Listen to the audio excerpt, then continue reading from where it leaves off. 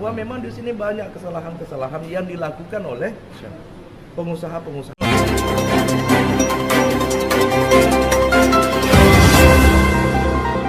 Komisi 1 DPRD Kota Batam menggelar rapat dengar pendapat umum (RDPU) terkait penindakan rokok ilegal di Batam, di mana rokok yang dimaksud tersebut bahwa rokok yang tidak memiliki pita cukai yang merajalela beredar di Kota Batam.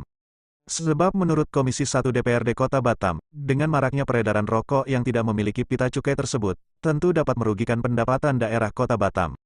Untuk itu, Komisi 1 DPRD Kota Batam memanggil semua pemilik perusahaan yang memproduk rokok yang tidak memiliki pita cukai tersebut.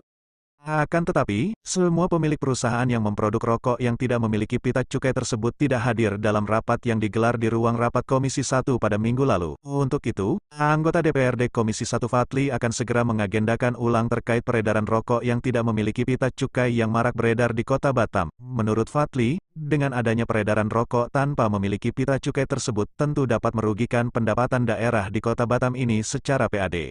Bahwa setiap hari di media massa, di media sosial, peredaran rokok dan tembakau ilegal ini marak setiap hari menjadi konsumsi tingkat Kota Batam dan sekitarnya.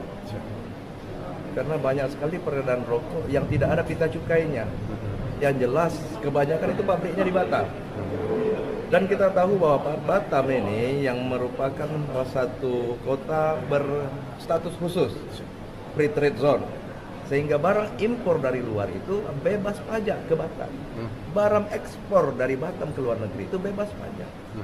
Jadi surga bagi para investor-investor untuk melakukan investasi di Batam tentang rokok ini.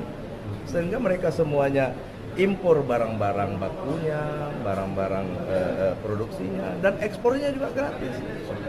Sehingga apa keuntungannya untuk Batam secara PAD? Apa untungnya untuk negara kita? Kalau tak pakai bea cukai, tak pakai pita cukai, tidak pakai pajak dan lain sebagainya. Sementara karyawannya tidak banyak, semua dipakai dengan sistem mesin produksi canggih.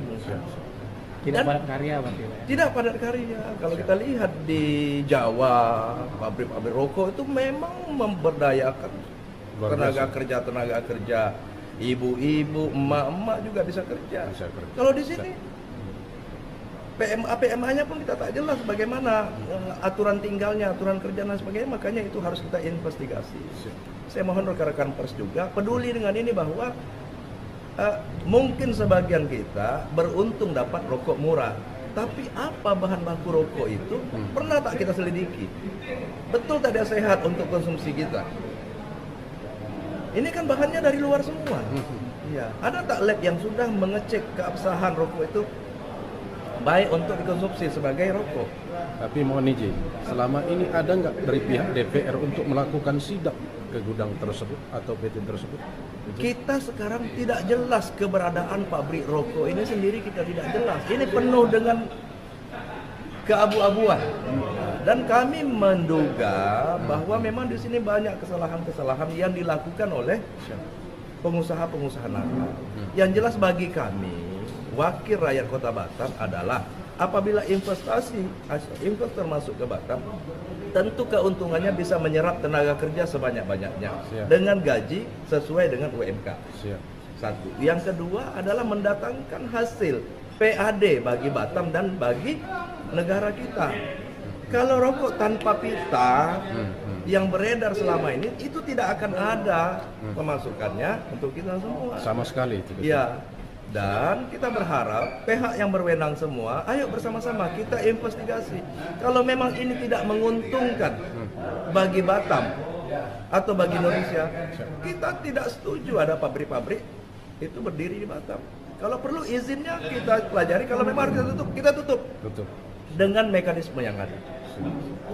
Saya pikir itu karena apa? Karena rokok ini kan merugikan kesehatan. Betul tidak? Tapi karena konsumen rokok di Indonesia ini banyak, apa salahnya rokok yang kita beli rokok Indonesia, pita cukai Indonesia, menghasilkan setiap batang yang kita isap ada keuntungan untuk negara. Kalau yang ini menguntungkan pengusaha-pengusaha yang bukan pengusaha Indonesia, PMA dapat apa kita? Oleh karena itu, ayo sama-sama kita investigasi pabrik rokok yang kalau memang nakal, kita bina. Kalau tak bisa bina, kita binasakan. Berarti ada rencana bikin tim terpadu, Pak?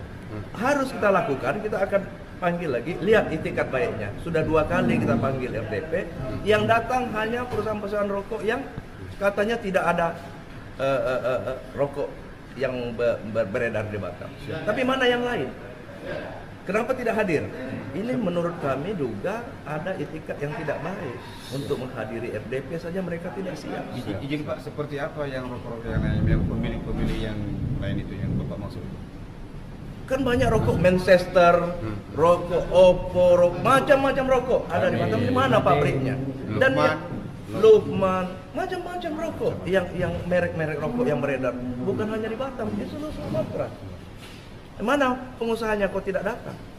Tapi menurut dari anggota DPR Komisi 1 atau DPR Komisi 1, ada nggak untungnya kira-kira dari perusahaan rokok yang memproduksi rokok yang non cukai atau ilegal ini? Apa keuntungan Batam yang dimiliki? Tidak ada keuntungan bagi Batam. Itu yang saya tegaskan. Kenapa? Dari gedung DPRD Jurnalis TV, Rosjihan Halid melaporkan dari Batam.